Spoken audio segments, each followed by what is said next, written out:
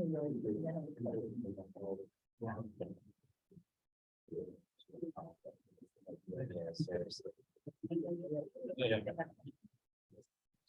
afternoon, everyone. It is 1:04 p.m. Let's call the meeting to order. Welcome to the Ventura County Behavioral Health Advisory Board. And before we get any further, the interpreter can provide us some information regarding the interpretation function. Okay. Good afternoon. We are Priscilla and Lorena, and we will be providing simultaneous interpretation services for the meeting today. You can access the interpretation services by clicking on the globe icon in the bottom of your Zoom screen and selecting either English or Spanish. Everybody should select a language. And we do ask you that when speaking, please be mindful of our simultaneous interpretation to speak slowly and clearly and to try to avoid interrupting or speaking over another speaker. We will signal you with the right hand symbol on Zoom if you are speaking too fast and need to slow down. We will signal you by turning on our cameras if you need to speak and enunciate clearly. And please pin us on Zoom so that you can identify us as your interpreters. Thank you for keeping the interpretation services in mind while conducting and participating in the meeting. Your assistance is very much appreciated. Now Priscilla will say the same message in Spanish. Buenas tardes a todos, somos Lorena y Priscila y vamos a ser sus intérpretes en la reunión de hoy. Pueden acceder a los servicios de interpretación haciendo clic en el icono con forma de globo en la parte inferior de sus pantallas de Zoom y seleccionar inglés o español. Todos deben seleccionar un idioma.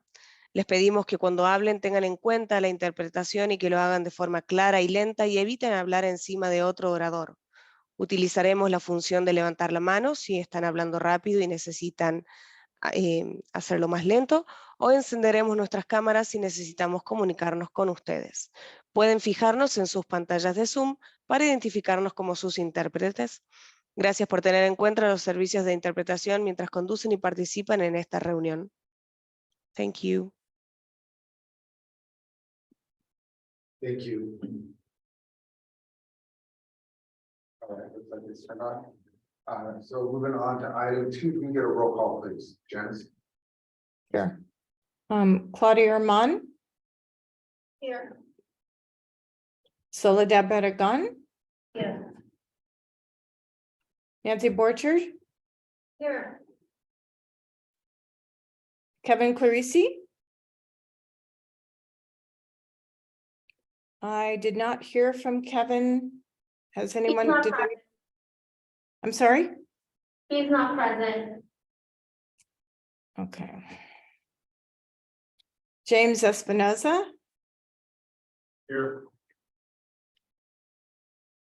Genevieve Flores Haro. We will be appearing remotely with Just Cause or with Just Cause. I couldn't hear you, Michael. What'd you say? Will appear remotely with Just Cause. Oh, okay. Okay. Sure. So, Okay, great. Thank you. Myself, I'm here. However, I will not be part of the quorum. So, okay. Cheryl Heitman. She advised me she was going to be absent. So I just wanted to know if that had changed. Apparently not. CJ Keaveney. Is CJ here? No. No? Okay. Nomi Marufo. Right here. I saw you. Okay, great. Skip Matt Revere is here, Supervisor Revere. Oh, you're here? Supervisor? Oh, I see you. I thought you were going to be absent. Okay, great. Supervisor Revere, I had you crossed off, so I'm glad you're here. Okay. I'm just counting, so. Diane McKay. Here. Jennifer Morrison. Present. Sergeant Pusey. Here. Okay, let's see, Elizabeth Stone. I saw you. Present. Then you skipped Dahlia. Okay. Oh, Adalia's absent. Dahlia is out of the country as well. Chris Tejeda Okay. and Marlene Torres. Is Marlene here? Not good. And Chair Rodriguez. Okay, Present. we do have a quorum, so we may proceed. Thank you. And for the record, because you skipped over, because I know we received notification, but Liz Warren also is not present. Right, I didn't call their names, but perhaps I should have and just said absent. She has an absent excuse of emergency, so All that's right. why I didn't call their names, because I knew that they weren't here. So I was just counting to see if there was quorum, and we do, so great. Okay, thank you. Thank you. Genevieve, present remotely, not seeing her. Okay. Jackie, can you advise us if she does log in? Thank you. So moving on to item 4. Good afternoon. Once again, my name is Michael Rodriguez. I'm the chair, I believe, for the remainder of this month or this week. And it's been wonderful. I'll say additional comments when it's or share comments, but welcome everyone. I'm from District 5, and I'd like to go down the list to Claudia. Hi, everyone. Claudia Arman, District 1, family member. Soledad, Buenas tardes. Soy Soledad, Distrito 5.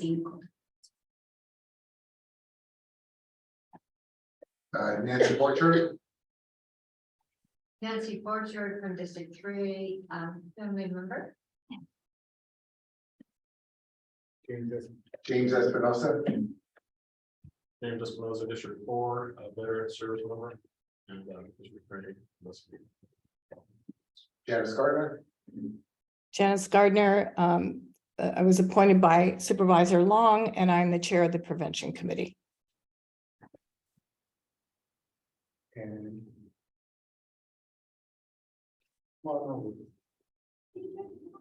I'm gonna skip over CJ right now. She just arrived, and we'll go on to Supervisor Matt Levere. I'll loop back. Good afternoon, everyone. Matt Levere, representing the Board of Supervisors. Moving on to Naomi Marupo. Naomi Marupo, appointed by Long. I also work with Spirit of San Paulo. Diane McKay, Present here representing Area 2. thank you. Jennifer Morrison, Jennifer Morrison, District 4, Adult Services Committee, family member advocate. Sergeant Sean Pusey, Hi, Sergeant Sean Pusey, Ventura County Sheriff's Office Law Enforcement Representative. thank you. Elizabeth Stone, I was appointed by Linda Parks, and I am mostly representing people with the lived experience or expertise of having been diagnosed and hospitalized. I also serve on the executive committee as a member at large and on the Suicide Prevention Council.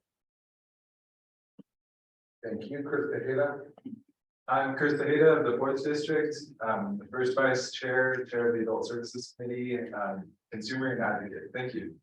and last but certainly not least, TJ Keaton.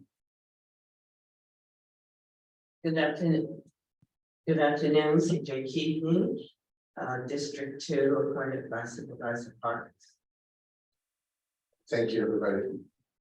Moving on to item 5, approval of the agenda.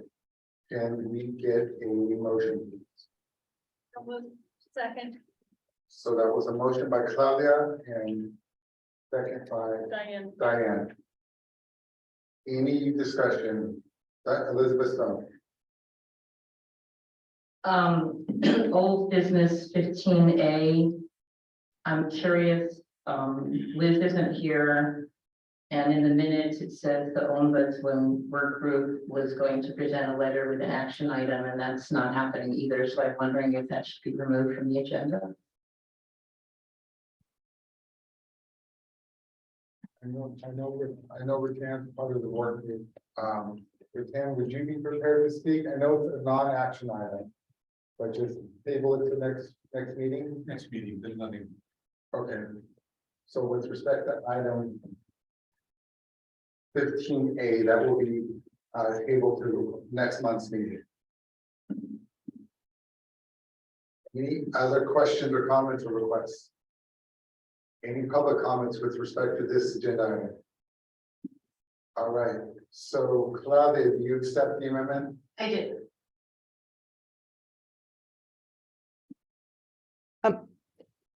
Chair Rodriguez, And Diane, one moment, and Diane, do you accept the amendment? Yes. Okay, yes, I just received a note from Genevieve and she said she will be logging in shortly. thank you. All right, can we get a vote, please? Yes. Claudia Armand, Yes. Soledad Berrigan, Yes. Nancy Borchard. Yes. Has Kevin Clarisi joined us? No. James Espinoza, Yes. CJ Keavney, Yes. Supervisor Lavier, Yes. Nomi Marufo, Yes. Diane McKay, Yes. Jennifer Morrison, Yes. Sergeant Pusey, Yes. Elizabeth Stone, Yes, as amended. Krista Hayter. Yes. Has Marlene Torres joined us? Okay, I'm not going to call her, but Jackie, if you would kindly let me know if either of these people or any of these people arrive. And Chair Rodriguez. Motion Okay. carries. The motion passes as amended. All right, moving on to item 6, approval of the May 15, 2023 minutes.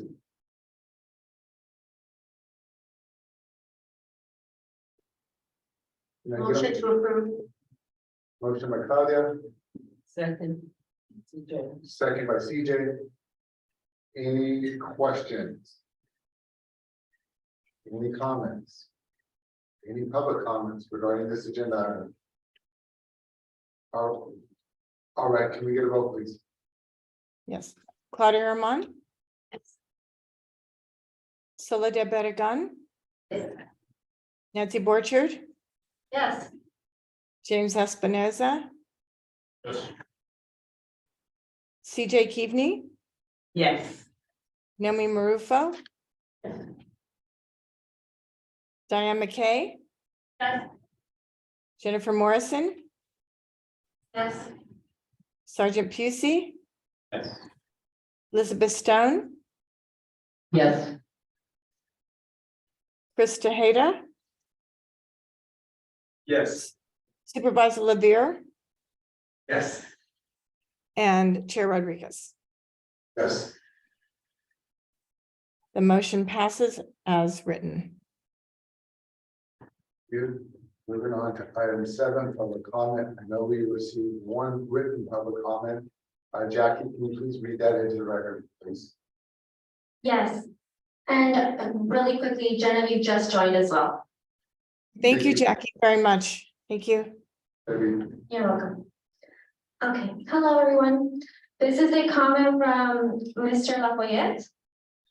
Care Court Act ballot passage will be revoking self-determined diversion programs, negatively changing recovery progress for life. The contrast with the Services Act could not be any wider. Of real people in recovery and wellness versus cold, raw institutions, embezzlement and larceny on a scale not seen since the robber baron days.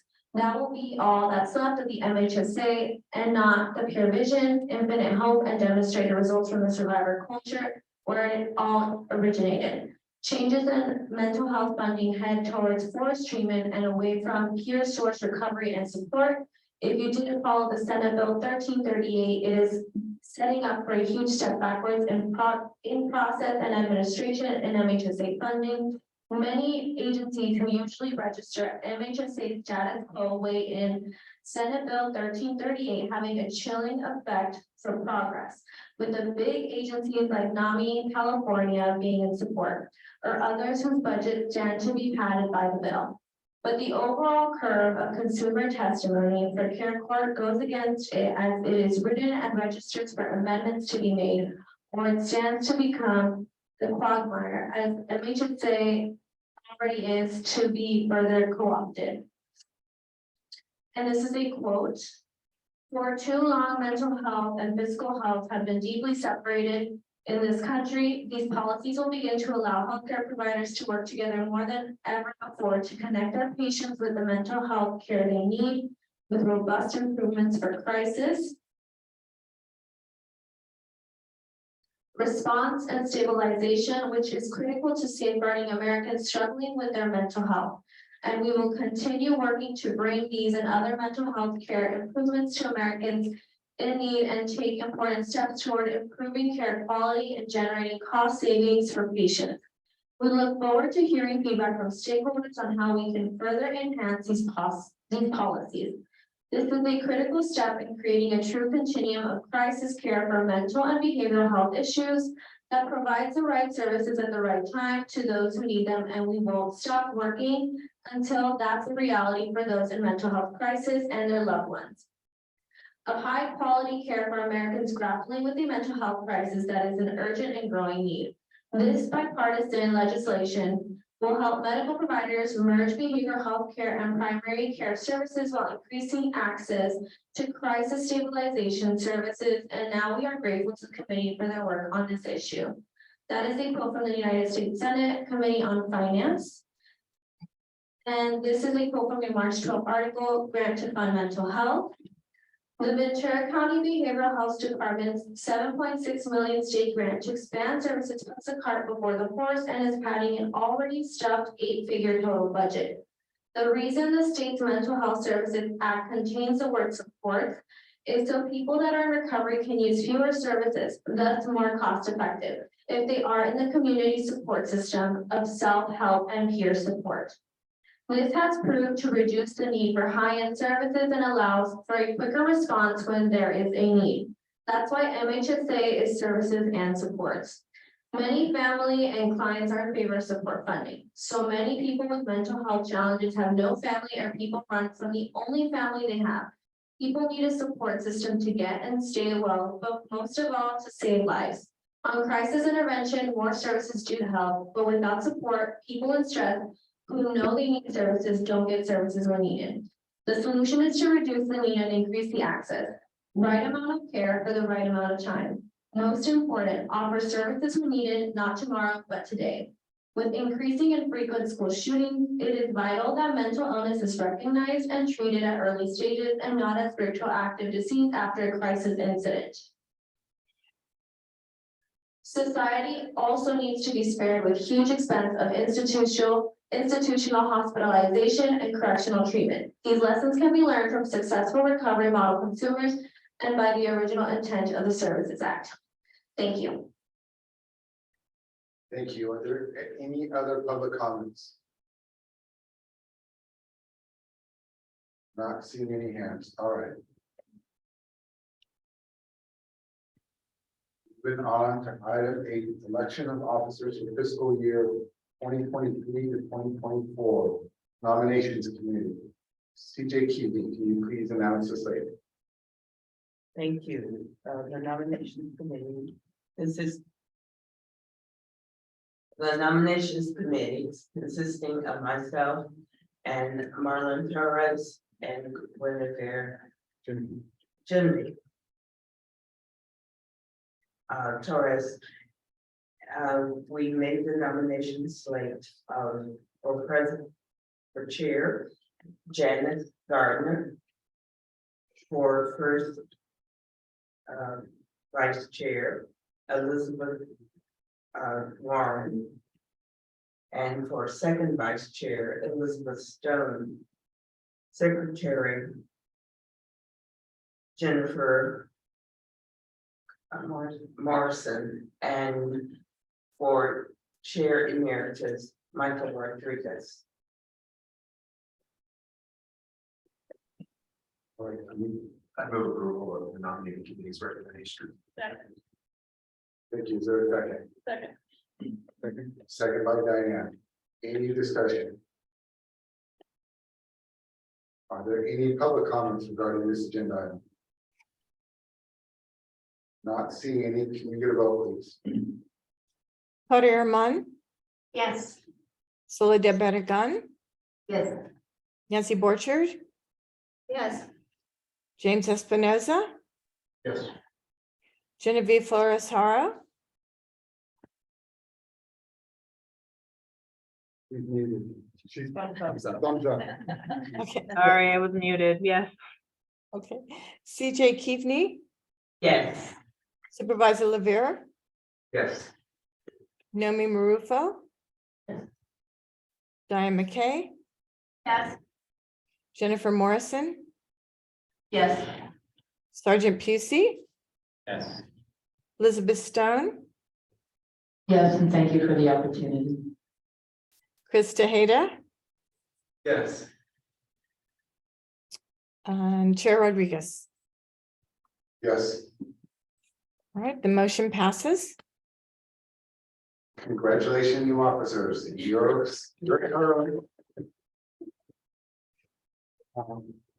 take effect on July 1st, so Saturday.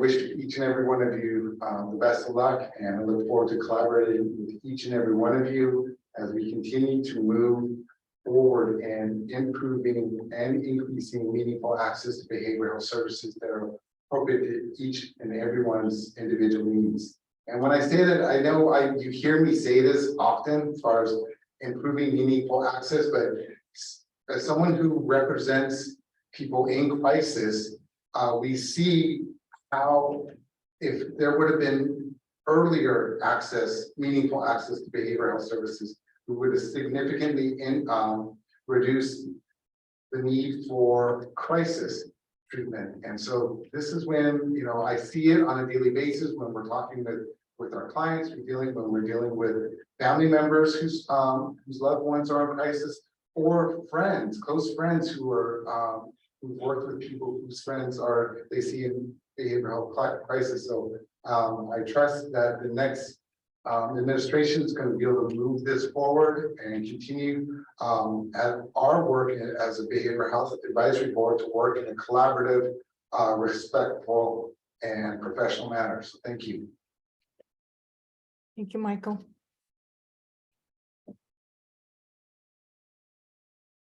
Yes, Elizabeth Stone. I just personally really wanted to thank you, Michael, for the 2 years you served as chair, really shifting the tenor of dialogue and just everything that's been happening in this committee to be more inclusive and welcoming of varied viewpoints that also have legitimacy. And, you know, by ensuring that people are involved,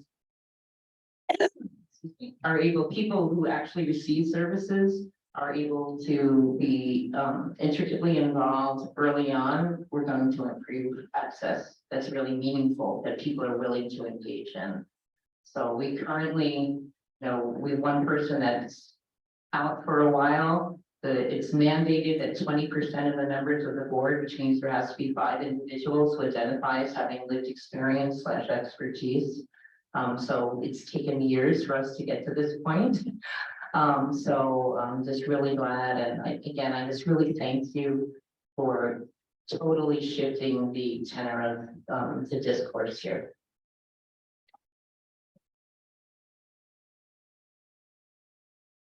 Chair Rodriguez, I was going to save my comments for your chair comments, but I want to follow up on that. I know it's been the last 2 years you came in, and on this board, we deal with a lot of different viewpoints and a lot of strong emotions and feelings, and you have been able to kind of guide and lead all of us with such stability and professionalism and respect. And as Ms. Stone said, just the whole tenor of the way this board has interacted under your leadership is just, I view, been extraordinary. Takes certain leadership to make that possible, and because of you, that we'll miss you, but thank you for the example you've set for all of us in terms of leading the sport. Thank you. The one thing that I do, the wiser or more mature I get, the more I realize that I don't know everything and my viewpoint isn't the viewpoint, contrary to what my kids may think. That is it, all of us bring perspectives here and all of our perspectives are valid. And as long as we can respect that we're all standing in different places, we can have informed, robust discussions of how to improve behavioral health treatment systems and delivery. And so, you know, like I don't pretend to know everything. Like I said, I stand looking in one direction from being an attorney who represents folks in crisis. And there's other folks who have lived experience. We have family members, we have elected officials, we have law enforcement, we have folks working with veterans, we have folks who run the gambit. And I think it's important that we have diverse folks on this community that are one, representative of the community we serve, but two is that representative of the viewpoints that will hopefully shape the improvement of behavioral health services. And so it's been an honor and a privilege to work with all of each and every one of you as we transition from full remote during a once in a century pandemic to transitioning to in person.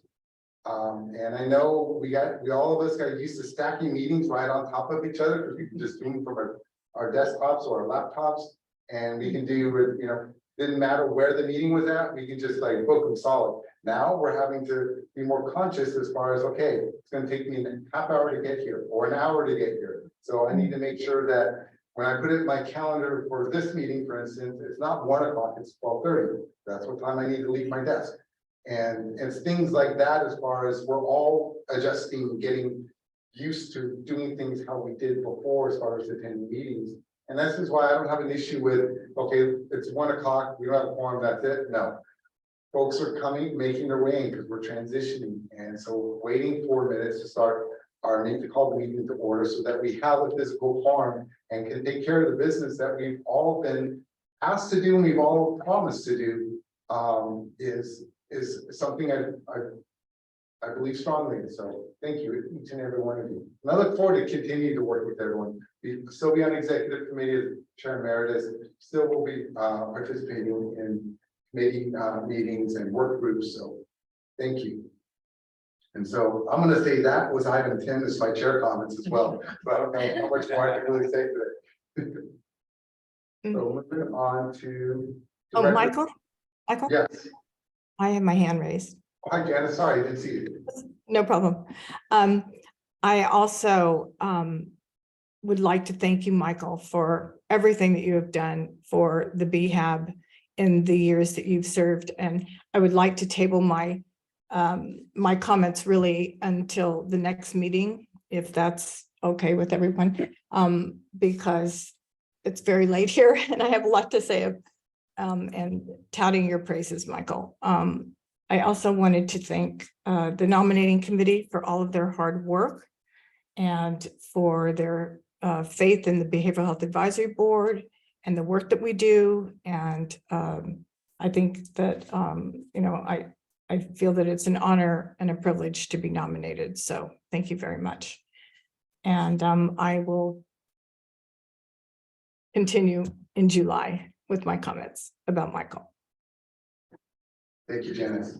So I skipped over item 9, which was and it's stated this way on purpose to continue the appointment of the new member at large to a 6-month term.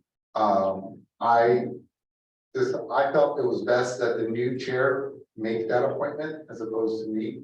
The outgoing was Elizabeth Stone, who's a member at large or the executive committee. So, and I've been in communication with Janice regarding this. So I believe over the either next month or the month after, Ms. Gardner will be appointing a member at large for the executive committee. So that's why that item was on there and listed as continue appointment, because I was going to make the appointment today. Janice. I just thank you, Michael, for changing your mind and deferring to the new chair to appoint the new member at large.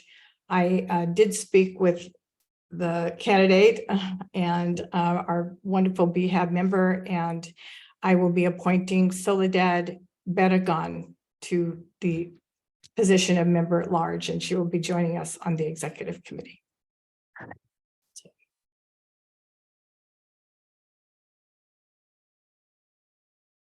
And so that will be an action item, I presume.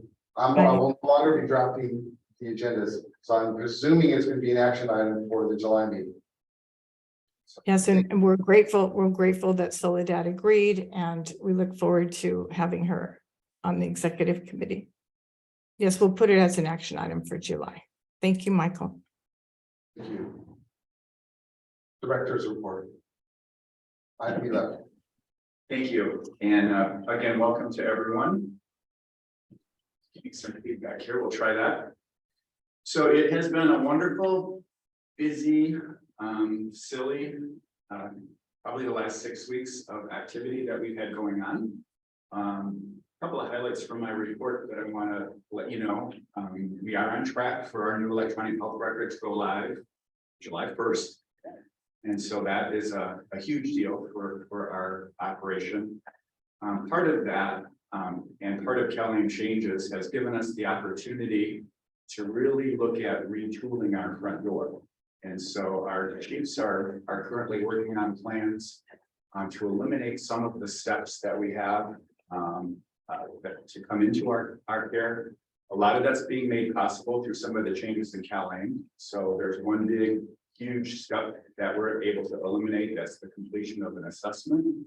And so our goal is to have people, transitioning from their initial call for help into their primary care clinician, wherever that might be, using more of an urgent care format, so that individuals don't necessarily have to go through a whole assessment process before they're able to access their staff person. So it's a huge change for our organization. It's huge.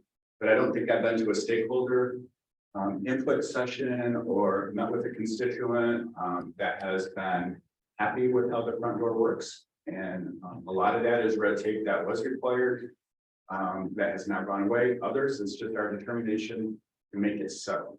And so compliments to our staff. Final plans are due to me July 1st. We will begin implementing August 1st.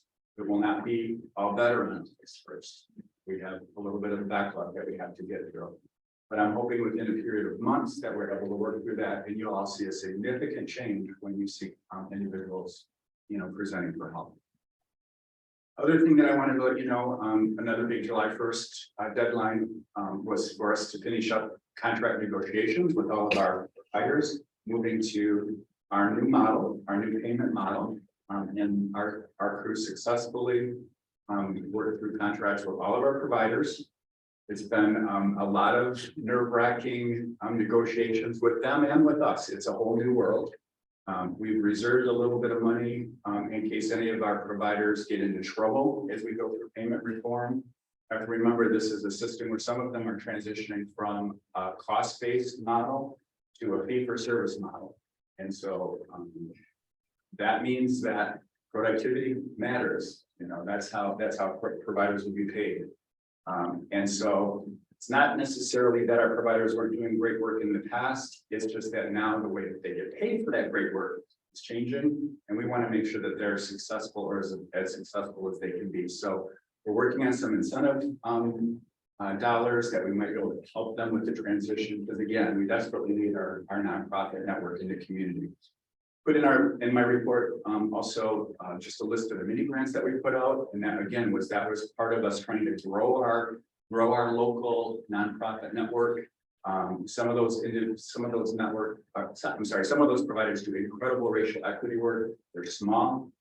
They need help getting started. So our next step in that process is to help them work through what could be sustainability plans for them. What could it look like if they decided they wanted to become Medi-Cal certified?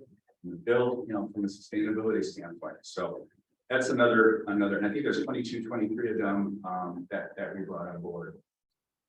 The big item that I want to spend a few minutes just briefing you all on is Governor Newsom's transformation of behavioral health services. So this hit last week. And this, what you're looking at here is, I would call this the press release. It's the fact sheet from the governor. There's two different vehicles that have been introduced now. You know, Senate Bill 326 is really a complete and total overhaul of the mental health system. It is far, far, far, far more than anything that was ever discussed in any of the press releases up to this point. It's not all bad. There's a lot of stuff in there that could turn out to be really great things. But at this point, there's way more questions than there is answers. We'll have more written information for you as the week goes on, including if this goes as it's written, what the local financial impact would be. If you know, if you understand politics, again, this is sort of like their kickoff football. It hasn't even landed. Nobody's caught it yet.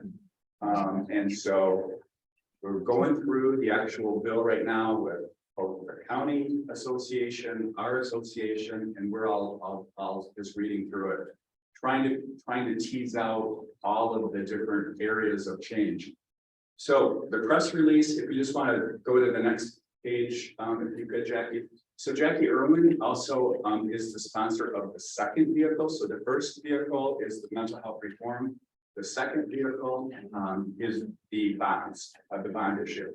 And so less controversial around that particular piece of legislation. You know, but the legalities of how that's going to work is under review, I think, by a lot of different stakeholders at this point. But the piece that that bill introduces would essentially add 10,000 unlocked beds in the community across the state. And there's a process for how those grants would be awarded and everything. Some of the things that's not necessarily as evident, and I'm not going to, this what is up here is in your board packet.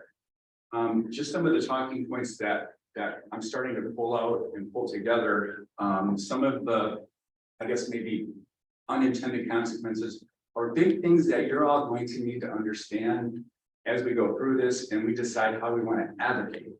And so one of the first things that you'll see as you go through this is we're taking resources from one pot and moving it to the other. There's no new money coming here. The pot that we're taking money from that will have an impact locally is prevention and early intervention. Moving it over to really more resources for community support services and for housing, specifically for chronic individuals, chronic homelessness. So those formulas and how that all works, we're working through all of that. But from a policy standpoint, at the highest level, that's one of the first things that's happening. There's two timelines in this. A lot of the things start in January 2025, others start in January 2026. Original thinking was how these two laws would come to the voters would be in November. That's been fast tracked up to March 2024 as it's presented now. So we've got a little bit less, or quite a bit less time actually to suss through all of this, figure out what it all means, and then work on advocacy strategies. The other I think the other big thing that this, I'm going to say this a lot, the other big thing, because they're all big things. One of the things that it does is it scrapes 3% of the funds right off the top. And that's to go to workforce development for non-county behavioral health providers. So we don't yet have a definition for non-county behavioral health providers. I guess it might mean our contracted provider staff, but non-county contracted, it's just a weird thing. So 3% off the top. The other piece of this is the administration is in the press release talking a lot about increased flexibility of funds, making this easier. It's not evident because throughout the bill, what we see is a lot of the performance requirements, the managed care requirements, the red tape requirements that we have that come with Medi-Cal and they now apply to MHSA. There's also a lot of requirements in this for us to work differently with our health plan. So taking this pot of money that really is, state can attach whatever rules they want to it. They're now attaching Medi-Cal rules to this funding. I'm trying to line it up. So in some ways, we could say that's simpler. We'll have one set of rules, but in other ways, it really makes it much more restrictive. There's a lot of information in there about collaboration and how we do our needs assessment. So the 3-year plan that you're all very familiar with goes away. It's now called an integrated plan. So we have to integrate all funding streams and work with community players. That's not necessarily a bad idea, you know, for us to plan looking at all funding streams, you know, so.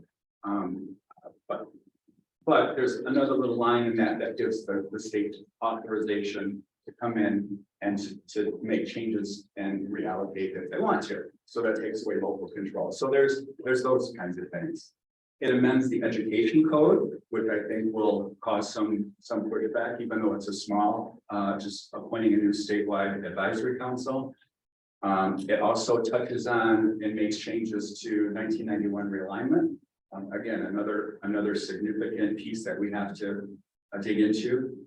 There's new language for this board. You know, I'm changing it from an advisory council to a board. There's conflict of interest language that's been added. There's what else? Expense reimbursement is added, you know, to this. And so I laughed, I chuckled. There's also a new requirement for this board. I was thinking about some of our discussions for this board to have a policy on how we accept and deal with public input and comment. So we've been talking about putting it in writing and how do we formalize that. So now it's going to actually, if it goes, it's actually going to be in there. So again, it's not all bad. The language that a lot of the pushback is already starting on is Prop 30, which is essentially unfunded mandates. So there's many new things in here that we have to do, that we're required to do, that are going to cost us money. And so in those circumstances, when 2011 realignment was passed, also Prop 30 came into effect, and the state has to figure out funding for us if the requirement is to do something. This thing is loaded with Prop 30 requirements. We go through them that are going to have to be, you know, debated and figured out. It adds substance use, which is great, but again, there's no new money for bringing the substance abuse population in here. And again, going back to our bigger vision about making sure that we grow our nonprofit provider network. Our substance abuse providers are also in their infancy, and so for some of those individuals, we have to, you know, bring them in and have all of these requirements on top of you know, the new services. It's going to be a big lift for some of them. So bringing our providers along as we go is going to be really important. I think in terms of our next steps, I just want to let you know, I do have to leave early today because I have a call about this. This is pretty much, you know, round the clock for us right now to figure out. I'm hoping by the end of the week to have you some real talking points with real local impact so that we can have that. But there's so much to go through to assess through right now that we really just haven't been able to do that. And I just want to close by saying it's scary because we're talking about people's lives and systems. But this isn't all bad. I don't think this is something that we should oppose just for the sake of opposing. I think there's a lot of good stuff in here, you know, that we have to work through. I don't think anybody was happy with the current reality of how MHSA works. It was impossible for us to get money out.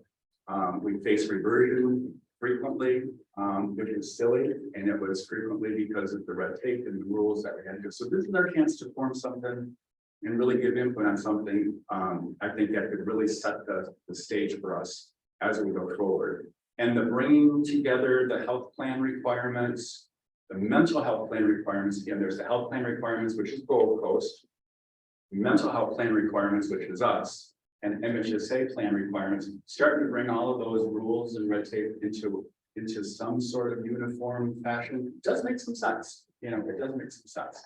So as they say, devil's in the detail. So we'll keep you posted as we go forward. And so with that, you can take that down, Jackie. I can just stop and take any questions that anybody has now, either on my report or any of that MHSA stuff. I also want to thank you, Scott, for including on page 26 of your agenda packet. There's a list, mostly abbreviation of abbreviations and acronyms. There's a couple that, I think need to be filled in, like 5150, yeah, 5150.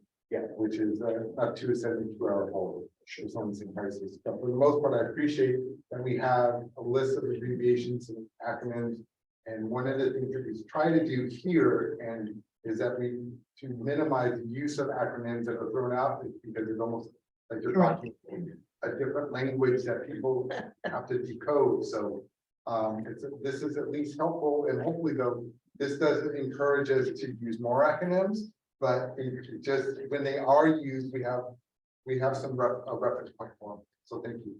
Yeah, and please, it's a working document, so if we stumble across a new one, just raise your hand and say, Jackie, put that on the list, and we'll do it. I also, I was gonna do this first, and I'm sorry I'm doing this last, but I want to introduce Marty, you can pronounce it, Knudsen. You all remember Jason Ganger, our county council. Jason is still a county council, but Marty came on board and they reshuffled duties, and she's now assigned to behavioral health and comes with quite a bit of healthcare and behavioral health experience. So you want to say anything? I'm the new Jason, whatever you brought Jason or called him about, all me, and I've got cards and stuff with me. I'd be happy to give it out later on, just so that you all know how to reach me if you need. Thank you. Thank you, Claudia. Thank you, Director Gilman, for this really thorough analysis and for being so mindful about the implications. It was really helpful to get that synopsis. But also thank you to the staff for streamlining how people can begin to access services. I remember going to a site visit with Logrando Bienestar a couple of years ago, and that was the biggest issue that came out of that discussion is how challenging it was to get an appointment for the assessment and get through the assessment. So I think that's going to be a game changer. So thank you. Yeah. Again, I have to be careful not to overpromise. In some of our departments we're double and triple caseloads, but the system's going to change. The process is going to change, and so it will be better. It will be better. I'm curious if you say the system's going to change, and except then based on what you said about that the medical, it's going to be like Medicare, like Gold Coast, and more paperwork. Are we exchanging one for the other? Well, hopefully not. Hopefully not. That particular piece that I'm talking about was a whole front end assessment that needed to be done and in place. But every time we do a unit of service, there's performance indicators, timeliness indicators, quality indicators, all of these requirements that we have to report on, all these data elements, and that's more what I'm talking about, more than compensation or barriers to growth. Chris. Hey, thank you for this update. Is there somewhere online on the website where we could find like the local implications and how those might change, or is that something you could distribute to us? We're just working on it right now, so we'll as soon as we have those, we'll send them out. But no, there's absolutely nothing in terms of local implications put together. Thank you. CJ. Yes. Yes, thank you, Scott, for all that great information. Question, you said that it was moving money from prevention. Does that mean prevention is completely? No, it does leave prevention, innovation, all and even some workforce stuff. It leaves it all in a new category, all clustered together. But the percentage is way less than what we've currently been getting. And so we'll have that number for you as the week goes on. But it means I just need to put this on the table right now. If it goes anywhere as close to what it is right now, we would need to reduce our prevention services and our prevention providers.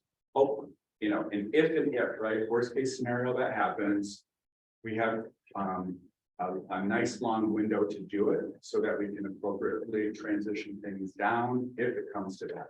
But it definitely reprioritizes, those are the words of the administration, homelessness over prevention. And most of the bill talks about prevention in terms of environmental prevention, not individual service prevention. Okay, one other question. This I really appreciate this, the echo Chair Rodriguez about this acronym list. Will this be online so it can be updated? Sure, we should put that on our BHAB website. Yeah. Absolutely. All right, thank you. Thank you, Elizabeth, and then James. Okay. A few questions on the report first. I wasn't sure.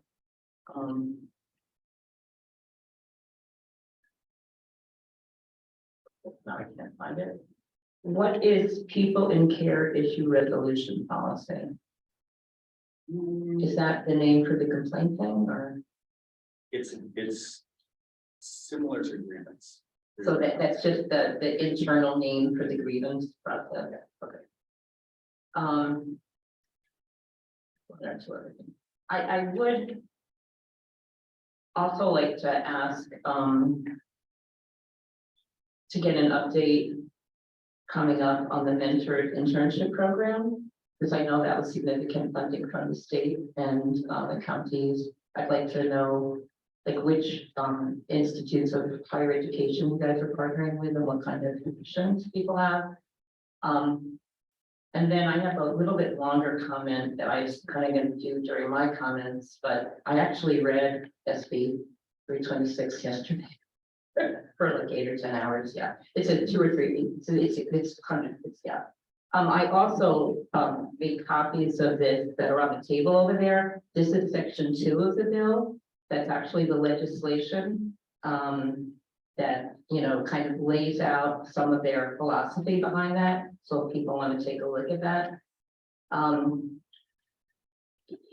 me, it was a fascinating bill, what they're doing, because, you know, there's the bill, and then it's tied in with Irwin's, it's AB 531, right, which is the elections during the primary elections, which we know fewer people show up for, right?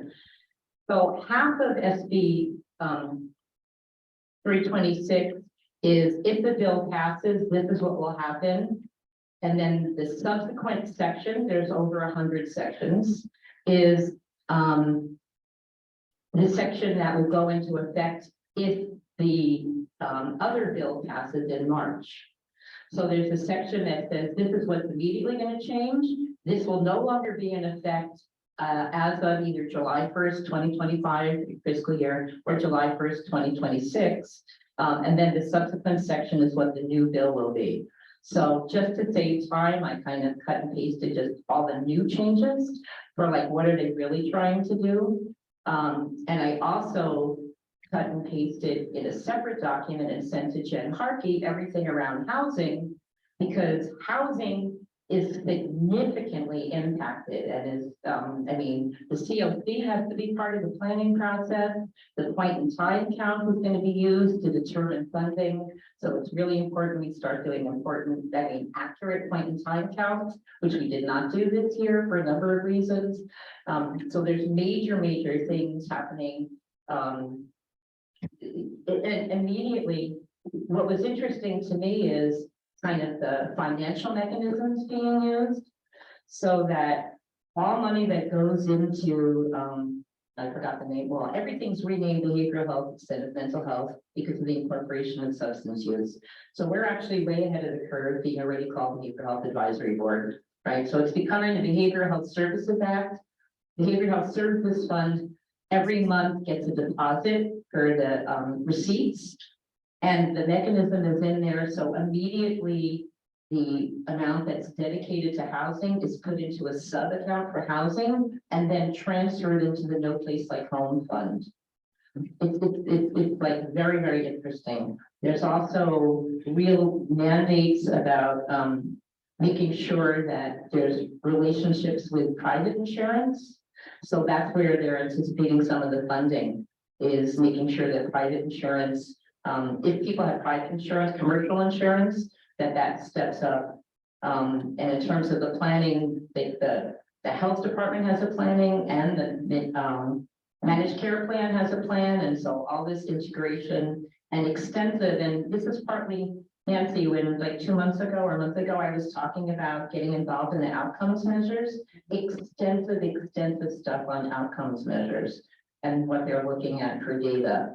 And a large emphasis on the early psychosis programs, which again, this county is way ahead of already being involved in that. So there's like a whole advisory board for that.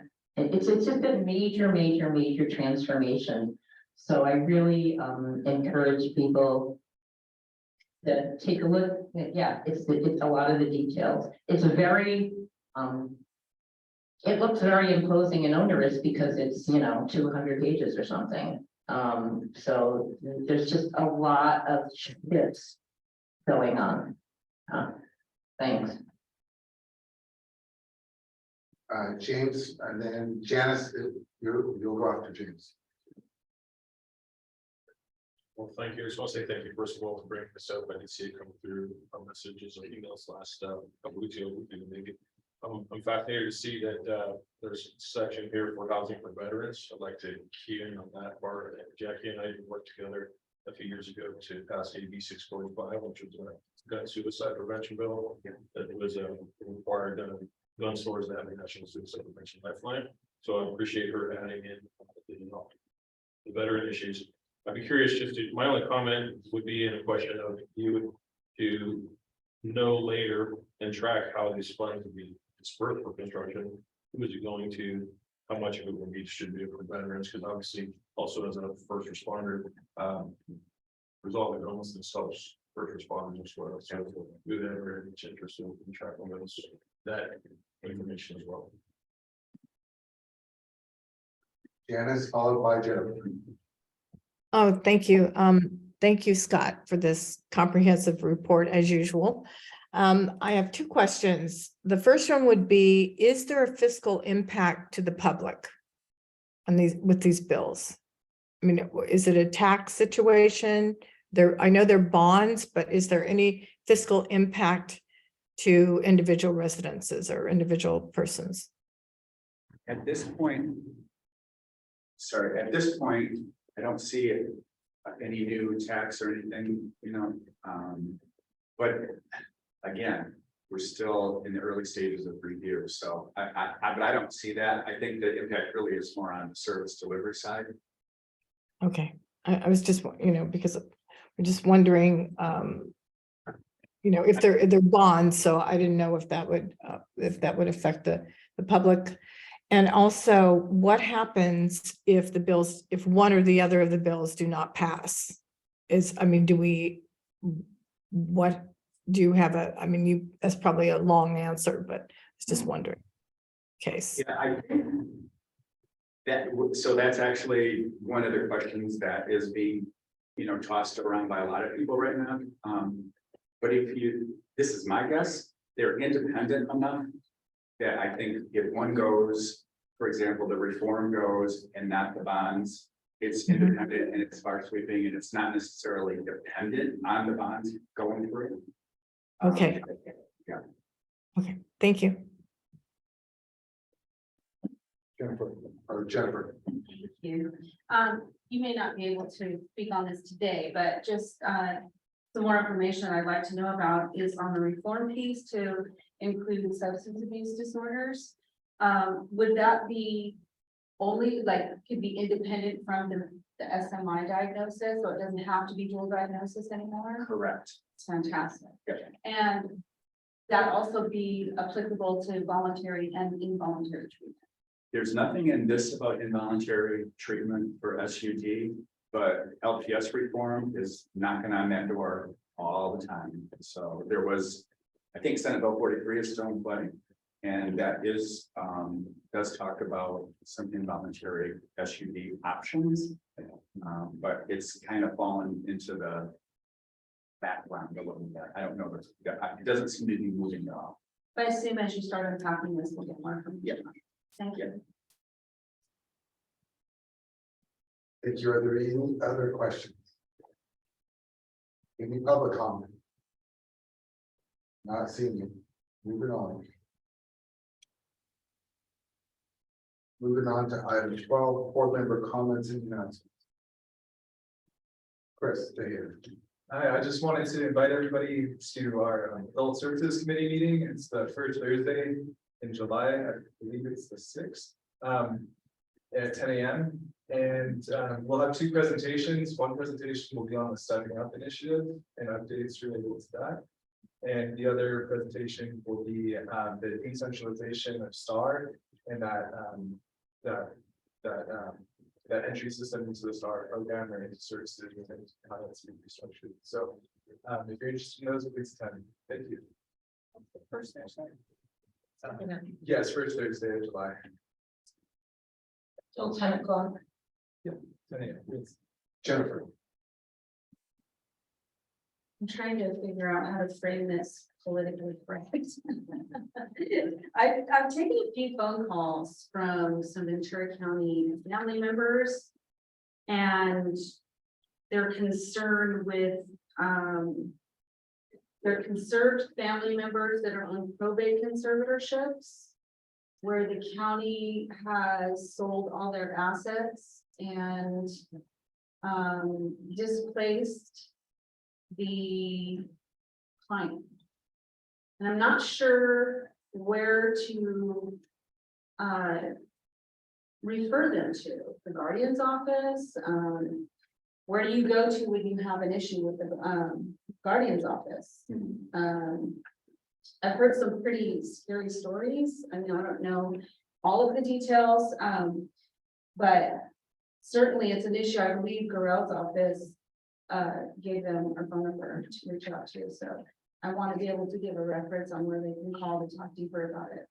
Yeah, Human Service Agency, and I can, Melissa Livingston is the director there. They have complaint grievance processes as well, but let me just reach out to some of those stuff and I'll get the best contact. Okay, thank you. And the other thing to keep in mind with probate conservatorships, public guardian isn't conservator in every case. Sure. Oftentimes you have private conservators, so I don't know what the situation is every case. Janice Gardner. Yes, I just wanted to make a quick announcement that beginning July 25th, the Behavioral Health Advisory Board Prevention Committee meeting will be held on the third Tuesday of every month. And I appreciate Jackie making that change. So it'll be the same time at 3:15 p.m., but rather than when it was meeting before, it will, fourth Tuesday of every month, the last Tuesday of every month. The Prevention Committee will be meeting. Same place, same time, but a different date. So thank you.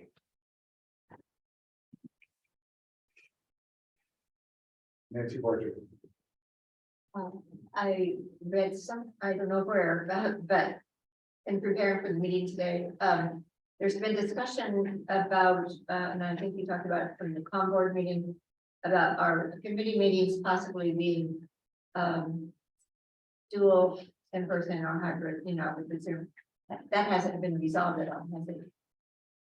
Not as far as I know, as I mentioned, I think the last, I don't know if the executive meeting or the last general meeting, it was the last general meeting. At the California Association of Local Behavioral Health Boards and Commissions, we discussed one of the legislative proposals, and I don't have the bill in front of me, where they were proposing resuming hybrid meetings for all meetings of all legislative and administrative advisory boards. And many of us were against resorting back, returning to a full hybrid meeting as to the general meetings, in part because when we're in person, we have more opportunity for free flow, a better exchange of information, I believe, and all opportunities to network. But I was in favor of having the committees being able to meet in a hybrid so that we can improve participation, member participation in the meetings. But I understand that as far as if you're a member of two committees and a general meeting, that's within a 2-month period, that's 3 meetings you're committing to commuting to here and attending for at least an hour, hour and a half. For the committee meetings, and for this meeting, it's 2.5 hours. So I think that there seems like that could be an appropriate compromise. The governing board seemed to be in agreement with that. That was my position, just thinking out loud more. But right now, I don't believe there's been any change in that proposed legislation. And I'll look at my notes and see if I can track down which bill this was. But for now, we're all in person Correct. at every level. We're in person till further notice. Just clarify, Diane. for those committee meetings, if you're not on the committee, then you can listen via Zoom just to be more informed.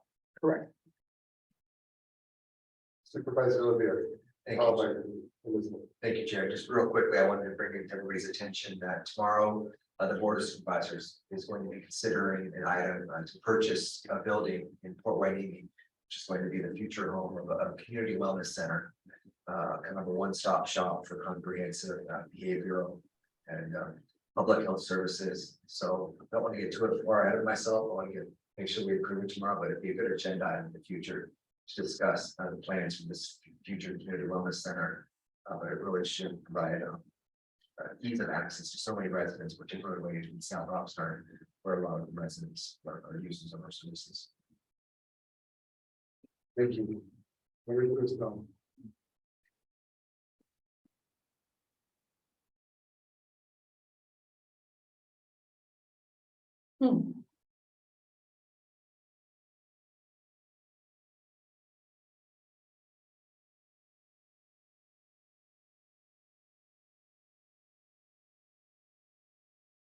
Okay.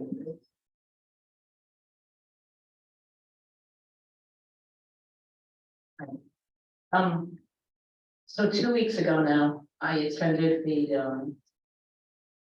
California Behavioral Health Planning Council, which then back to back with the Cal BHBC meeting that Michael just mentioned.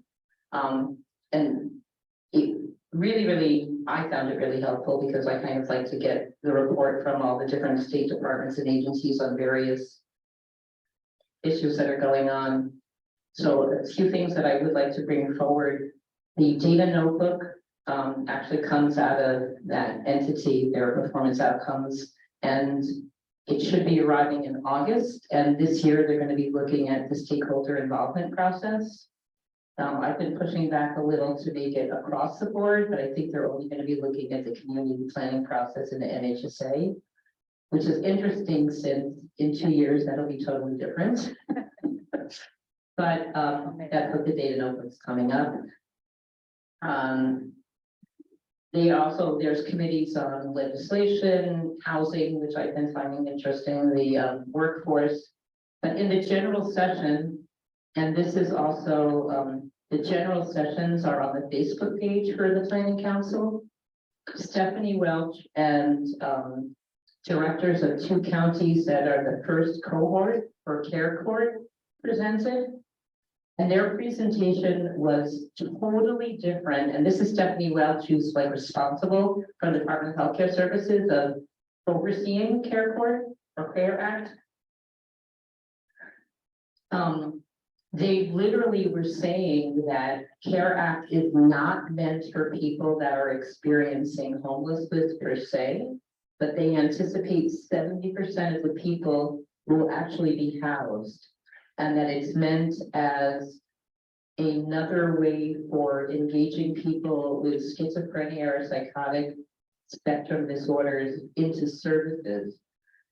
And so that was very surprising to me, since initially it was kind of rolled out as about people that are being unhoused, that are unhoused. And very small numbers from the initial county cohorts in terms of who they're expecting to be impacted, but quite a lot of funding going to things in the judicial system and others. And Stephanie multiple times said, well, it'll be interesting to get the data to see who's impacted and where the gaps are. So there's been like so much around that, and it seems to be totally different. So again, all of the general session meetings are available on the Facebook page for the Planning Council. And the second thing that I would like to share, just having also then stayed over and again, because it was locally, it was in Santa Ana. Teresa, who's the director of Cal BHBC, actually paid for the nights that I stayed that were related to the board and commission meeting. We're doing really well as a board. You know, we actually have almost full, there's some counties that there's turnover, like the person that's the chair has been there 6 months and they're the longest there. They have like 2 or 3 people and of course there's, you know, population issues, but just in terms of, you know, kind of being educated and involved, we're, you know, also my kind of advocacy for making sure that people who receive services are well represented. It was kind of interesting to see how kind of well we're doing and the fact that we're already integrated into a behavioral health advisory board rather than, you know, still some are just mental health or 2 different boards and stuff. So just wanted to give an update on that. Thank you, Elizabeth. Anybody else have their hands up? Did I miss? Any other announcements, board member announcements or comments? I have a question. Yes. Perfect, yeah. I was contacted by someone from Ventura County ACLU and they wanted someone to talk about the mental health facilities in the jails. Yeah, they can reach out to me. Okay, absolutely.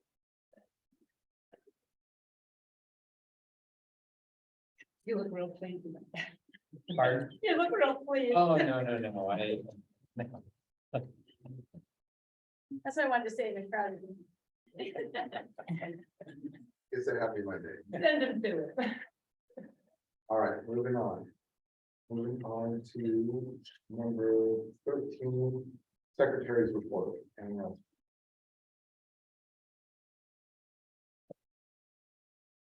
Okay, thank you, Michael. Everyone, I know, thank you, Jackie, for including the secretary's report for June in the agenda packet. I know it's a large packet this month, but I hope that everyone will take a look at it. As promised, I will only be mentioning the pertinent, time sensitive. I'm so sorry. I'm so jet lagged and tired. I can hardly speak. Anyway, I wanted to say that June is National Pride Month, very, very important. And we all celebrated the June 19th as the National and Ventura County holiday, and will continue.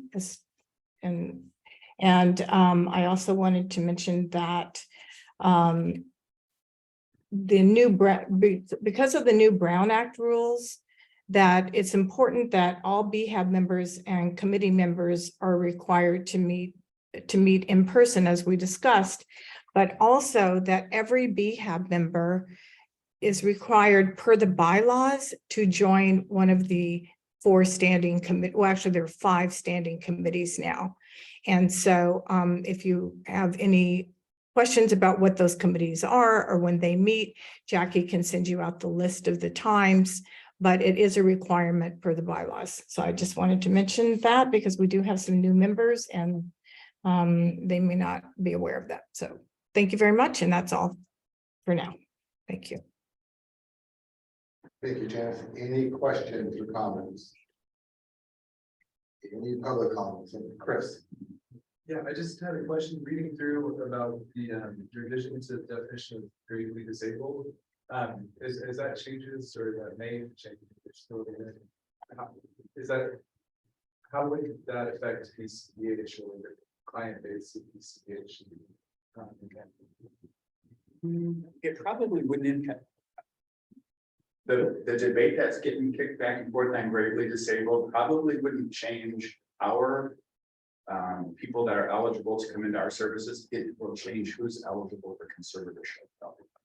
Yeah, Thank you. Any other questions? All right. Moving on to, we have committee reports, prevention committee, Janice. Yes. Okay. The prevention committee did not have an in-person quorum in May so there were no minutes taken, and therefore I will not be commenting on stakeholder comments or the public's. But I did want to let everyone know that we had a very informative and extremely educational presentation from Cece Romero and Chris Tellis from Pacific Clinic's Tay Tunnel. And I wanted to just give a brief description of what that presentation was about. The Tay Tunnel empowers individuals of ages 18 through 25 to take an active role in creating positive lifestyle changes within a supportive, safe, and understanding environment. Tay Tunnel has 5 certified peer specialists. The center collaborates with services and caseworkers for youth, provides wellness recovery action plans, which is, if you hear people discuss BHAB, that's what that means, wellness recovery action plans. And these are around services. They also help youth with referrals, health navigation support. They provide assistance with appointments for doctors, dentists, eye care. They guide youth in finding employment, job preparation skills, computers, goal planning, resume building, clothing, substance use education, nutritional education, self-management skills, housing linkage, referrals to financial assistance programs. They assist with hygiene, school supplies, backpacks, and much, much more. So I would like to perhaps mention down on the agenda, further down on the agenda, that we have Tay Tunnel Pacific Clinics, Tay Tunnel present to the full BHAB. And yeah, they were terrific, wonderful kids. So thank you. That's it for me. Thank you. So on B, the youth and family committee was canceled on June 14th.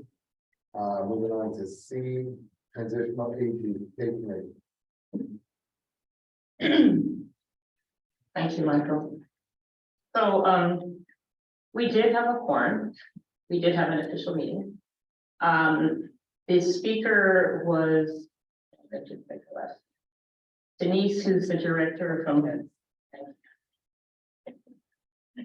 Denise Cortez, who's the director of Harbor House, which is a social services organization that is in Conejo Valley and founded in 2019.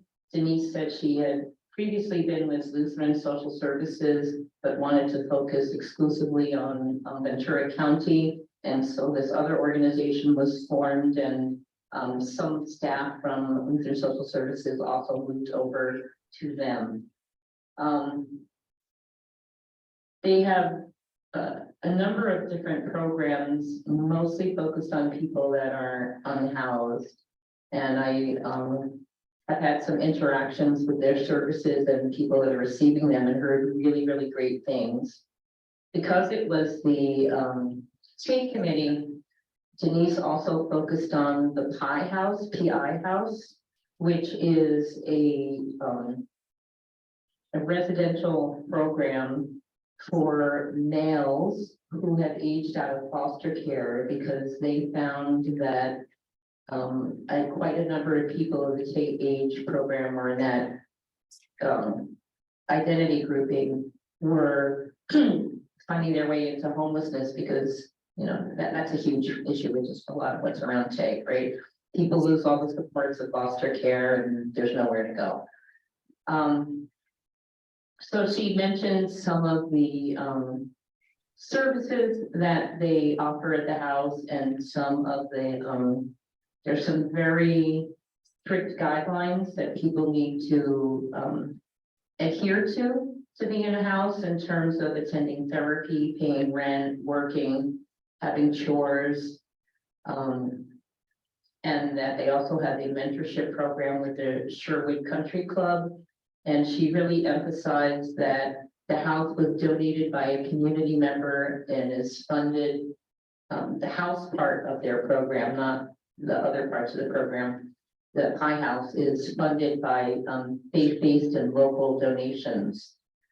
One thing that I would like to bring to people's attention, just because you may be hearing about this, and so I don't want to give a heads up. while answering questions, Denise gave an example of a biological male who was transitioning to female, who she said would not be able to receive services in the house because it's, in her words, a house only for males. And I guess she had talked to some of the funders and supporters who kind of affirmed that view, which brought some very passionate responses from a number of people who were attending the committee. And so there will be some ripples from this. So if you kind of hear like, well, this is what happened at the Decay Committee, I just kind of want people to be aware.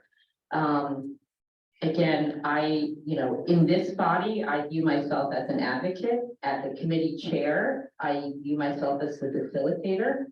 So I did not take a strong stance either way because I had invited the guests and I didn't want them to feel attacked, but there were some very strong opinions expressed. And I tried to make room for that. But one person was upset that I was not condemning enough of the people that I invited to speak. So there's just some things going on, just if you guys hear anything. The other thing that I wanted to share that I think is really apropos. One of the things that I like about that committee, or that I try to facilitate with that committee, Jen Harkey, who's the director of COCs on there, Susan Whitewood attends. Just there's kind of the sharing of resources. So again, anyone that's interacting with people that are unhoused, Susan Whitewood, the housing person, reminded us that there's a grant from the COC for quite a lot of supports for people that are aged, that are unhoused, including like motel vouchers and all sorts of things. So if you encounter someone that's unhoused, is it up to 25 or 26? I'm not exactly sure for that grant, but there are those resources out there. So I think that's all that I'd like to share at this moment. Thank you. Thank you.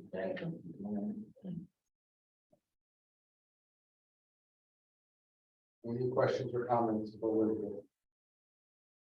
And Elizabeth, just to be clear, we don't have a contract with that provider currently.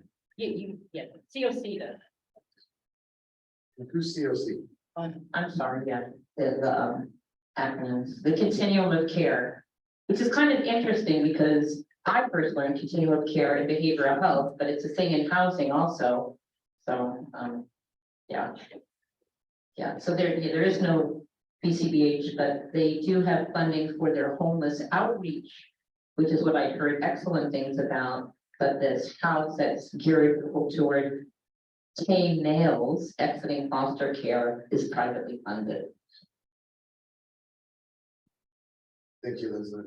All right, moving on to old business, item 15, fees.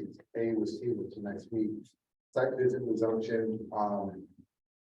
If you please get your request in, if it's by the end of this week, to me, if not, to Janice Gardner, beginning Saturday, for any resumption of site visits.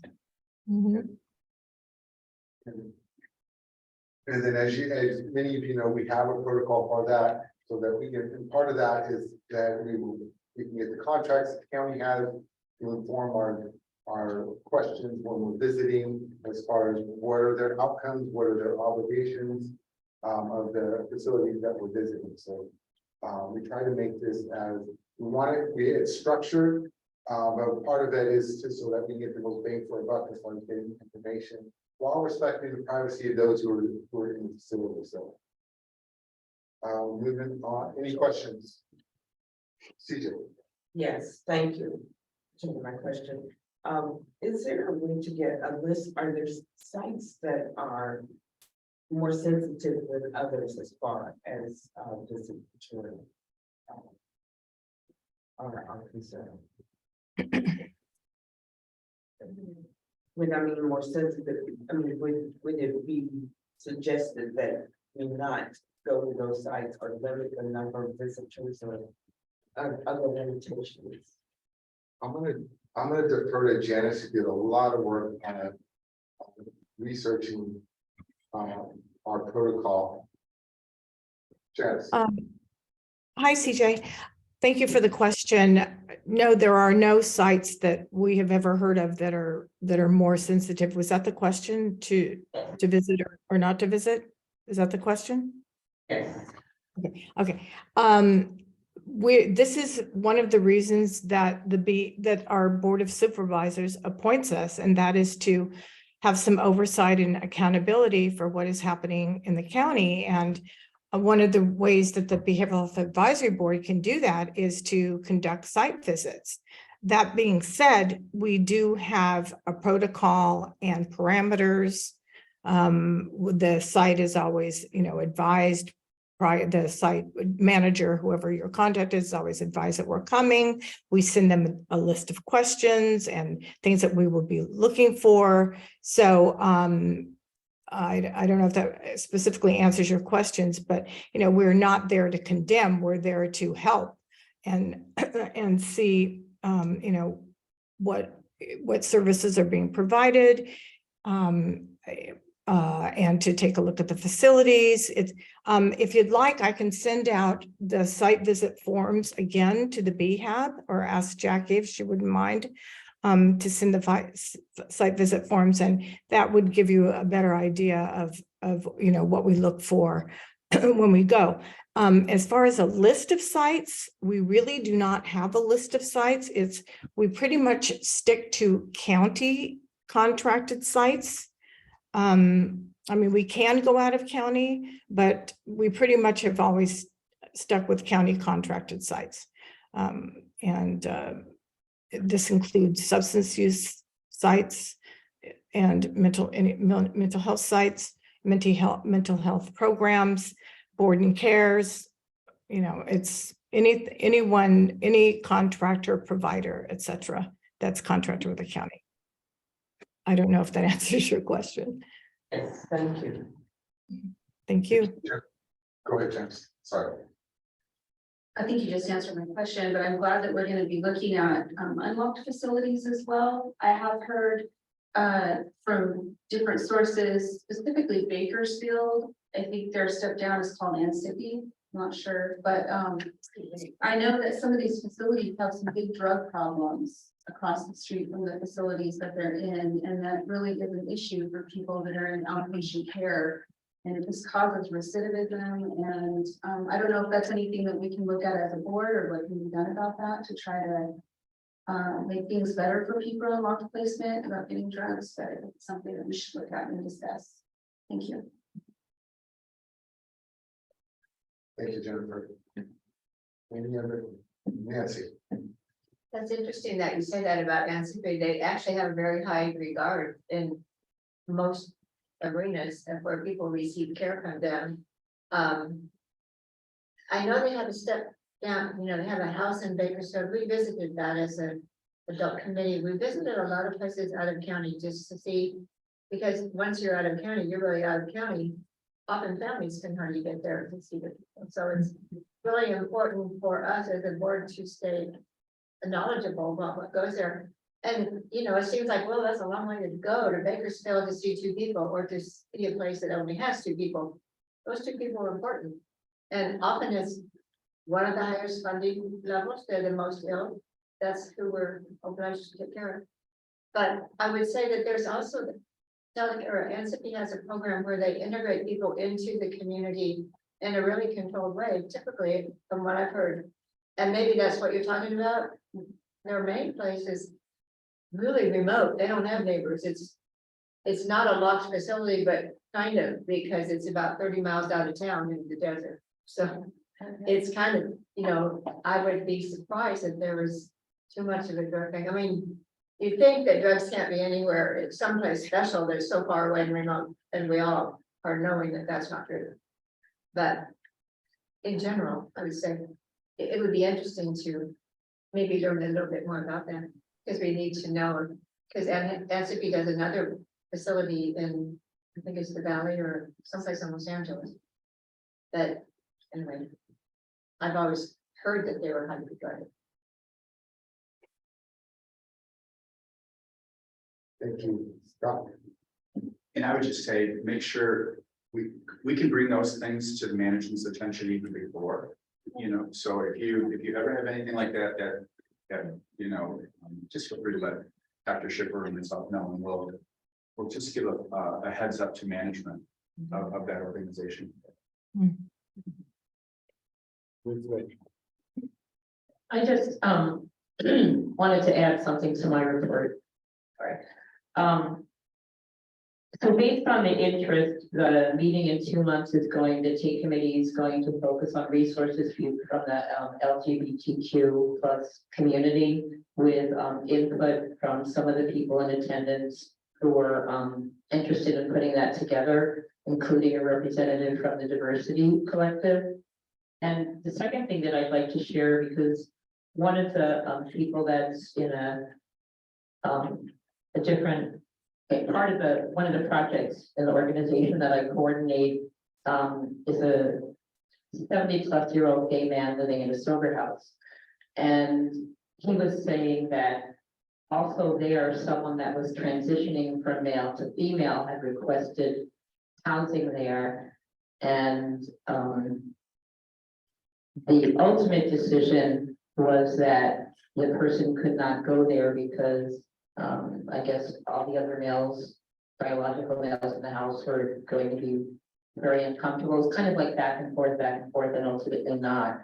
But, and I'm trying to say this in a value-free way, but also it seems like there's this is a big gap in services, right, for people. So it just kind of, the committee will be doing some follow-up, not on that particular program, but just sharing resources and raising attention, but also now kind of heard from 2 different sources that there's a need for this. Thank you. Any other questions regarding this item? Any public comments?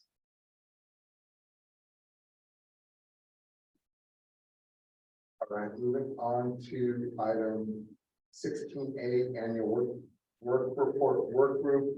I would just ask the chairs to, I sent out a list of information to send to me. I'm going to continue chairing the annual report work group, but to please get those items in as soon as you can. So the sooner that we gather this information, the sooner that we can prepare a draft report to present to this board, so that we can finalize it and get it off to the Board of Supervisors, as well as to the California Association of Local Behavioral Health Boards and Commissions.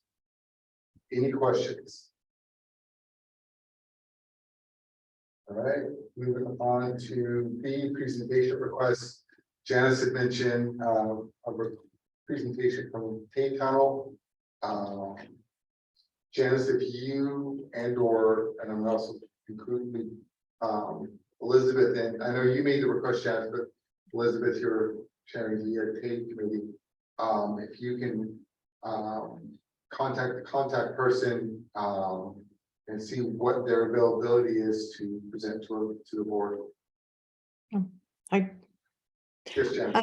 Yeah, I have spoken with them, and yes, they do attend Elizabeth's the Tate Tunnel meeting that Elizabeth chairs, and they would be thrilled to come and present to us. It all depends on what we have coming up. Michael, I suppose you and I need to get together and see what we have coming up in July, August, and so on, and then we'll go ahead and book it. But they're aware of it, and they're very excited to do it. So thank you. Thank you. Yeah. Thank you. So I just would like to reiterate my request for information on the mentored internship, the MIP program. Also, especially that a significant part of the SB 326 is about housing, and seniors are highlighted. We know that the largest number, growing percentage of people that are becoming unhoused or homeless are people over age 50, and our county is already aging, so we know this is a huge issue in our county. There is an innovation grant for almost $1 million that was given to caregivers about a year or 2 ago. So I'd kind of like to get an update on like what they're actually doing. You know, because again, part of the resource is to kind of find out what's happening. Thank you. Thank you. So please get your presentation request in if it's this week, good. If not, Janice Gardner. As well as and the same goes true with item C as well, recognition award recommendations.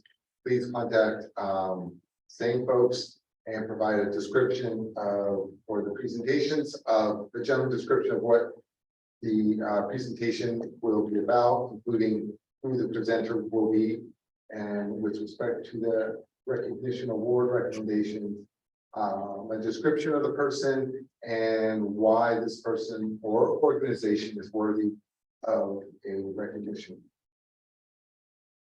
Any questions? All right, moving on to item 17, contracts. There's a list of 8 different, actually. So these are all the contracts, because these are the ones that.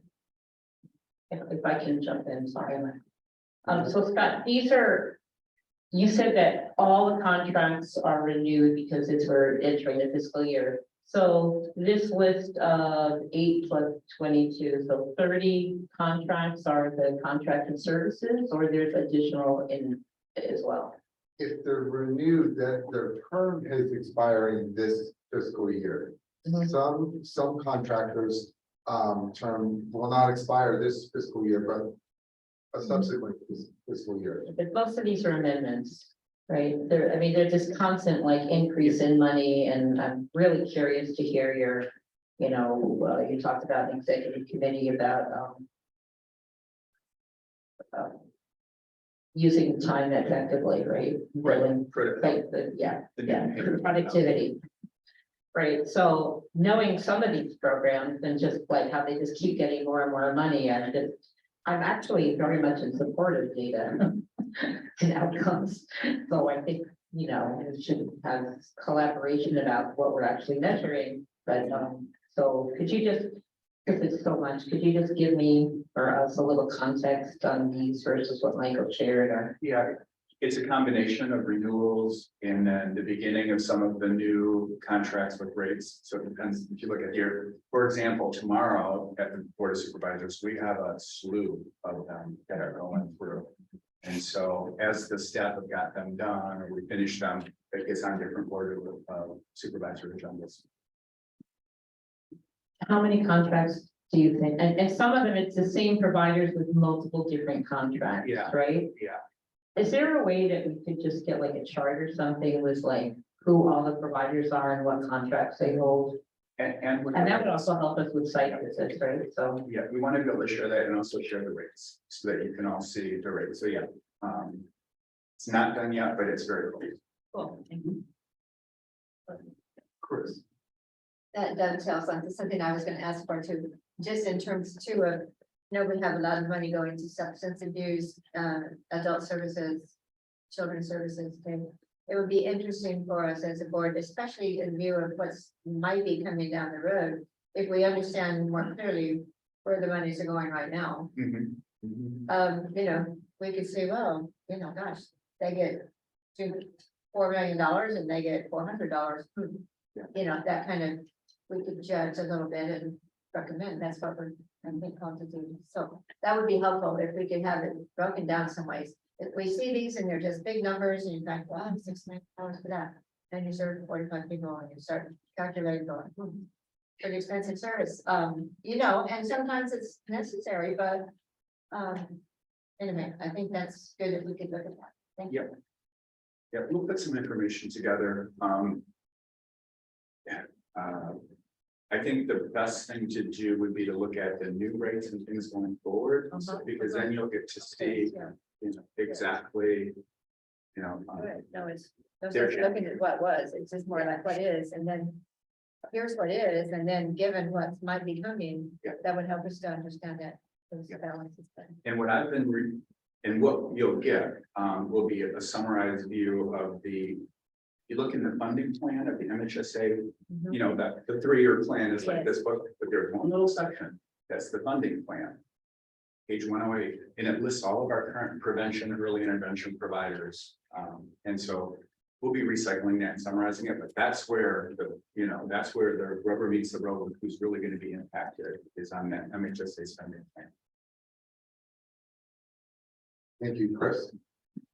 Yes, and then just to follow up too, and kind of add on to this, in addition to the getting the contract approved and making sure the contract is the right group that's, gonna align with what MHSA is doing. Within the county and after we get these contracts approved and we go through the approval process, is there a mechanism or is there a group of people that is ongoing reviews that the parts of the contract that are agreed upon or the services that are outlined are built? Or if that's an interesting, that's other than just doing site visits, it's kind of nice to know what that mechanism is too. Yeah, you mean in terms of if the services are appropriate for the individual or? Yeah, or even if that facility is providing those particular services that were outlined in the contract, that was agreed, let's say 6 months earlier, and it's fallen off, right?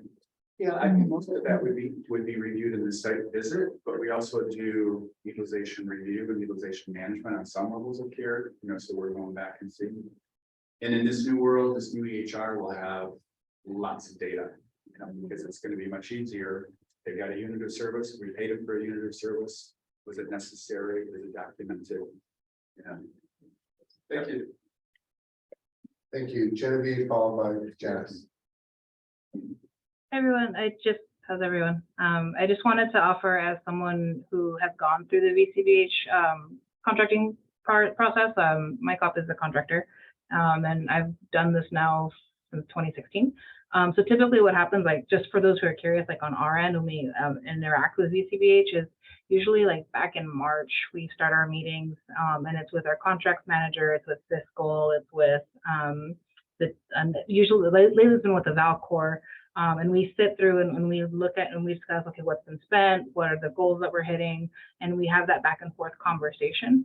I would share that, for a long time with the MyCup contracts, we didn't get any increases. But I do want to make that offering that not every contract is like that. We did recently get an increase when a couple of our contracts were combined to support the Healing the Community initiative. But yeah, I just wanted to offer that for those who are curious. As someone who's gone through the process, that's kind of what it is on our end. And then we just have to sit tight and wait for the Board of Supervisors to approve or to not approve.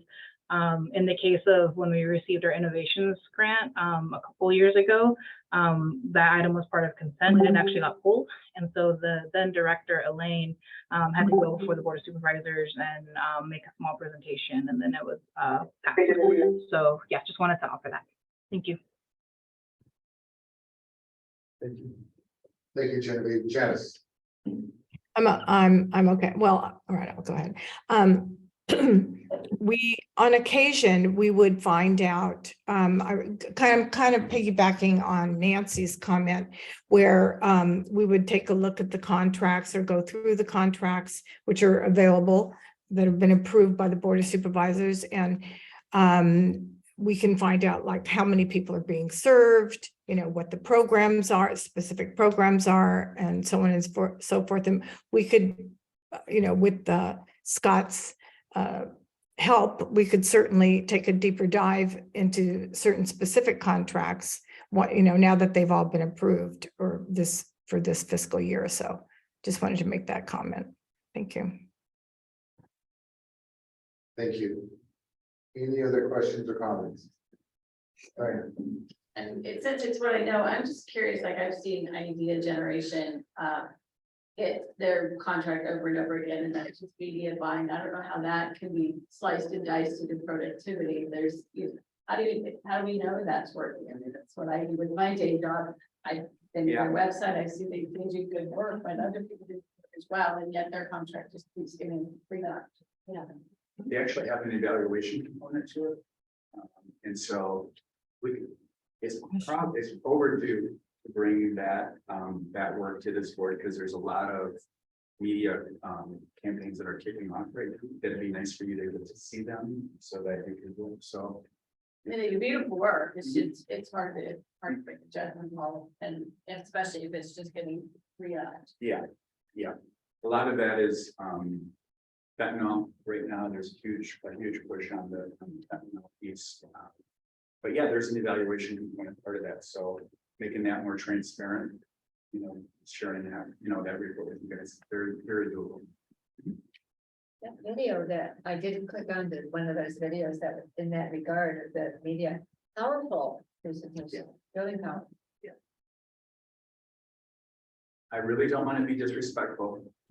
So if there's any other questions, I'm gonna sit right here. All right, thank you. Thanks, Scott. Thank you, Scott. So with respect to item 17, the contracts, I would encourage each and every one of you to review these contracts and take them to the committees you served on, and if appropriate, present or discuss or bring to the attention to the general board. Nancy. There's a couple of places where I think they're, places where people are placed, it's called CPT. I thought, what is CPT? Do you know? It's on, well, there's no change. It's one of the contracts, CPT, Fourth Amendment for MHRC services. It's a locked facility. No, it's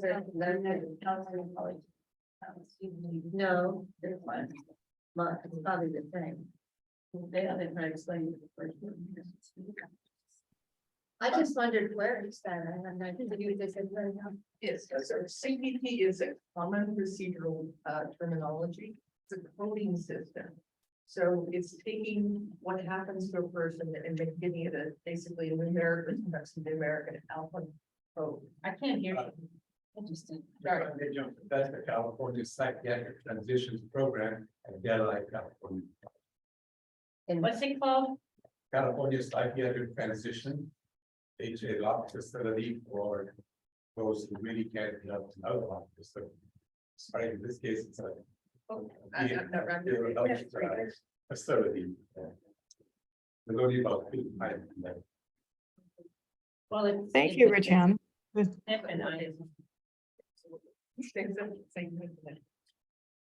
How about PYP?